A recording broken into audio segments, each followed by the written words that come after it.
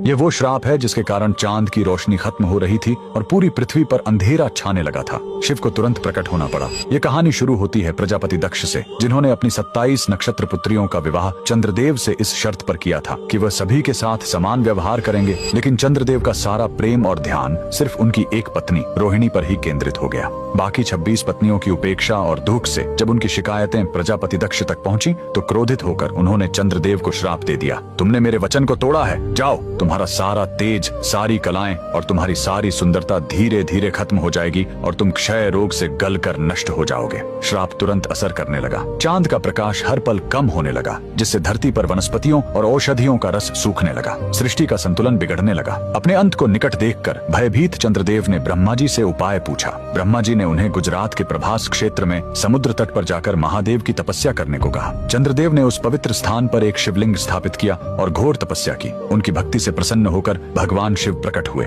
उन्होंने कहा, मैं दक्ष के श्राप को पूरी तरह खत्म तो नहीं कर सकता, लेकिन उसका प्रभाव कम कर सकता हूँ। शिव ने वरदान दिया, तुम कृष्ण पक्ष में 15 दिन क्षीण होगे, लेकिन शुक्ल पक्ष में 15 दिन फिर से पूर्ण हो जाओगे। उन्होंने चंद्र को अपने मस्तक पर धारण कर लिया और चंद्रशेखर कहलाए। और जिस ज्योतिर्लिंग की चंद्र ने पूजा की थी वो सोमनाथ, सोम यानी चंद्र के नाथ के नाम से प्रसिद्ध हुआ। और यही सोमनाथ मंदिर भारत का पहला ज्योतिर्लिंग आज भी गुजरात के वेरावल में उसी समुद्र तट पर शान से खड़ा है, जहाँ चंद्रदेव ने श्राप से मुक्ति पाई थी। लेकिन रुकिए, इस मंदिर का एक और रहस्य है। यहाँ मौजूद बाण स्तंभ यह बताता है कि यहाँ से लेकर दक्षिणी ध्रुव तक समुद्र के रास्ते में कोई जमीन नहीं है। भगवान शिव के भक्त कमेंट में हर हर महादेव जरूर लिखें।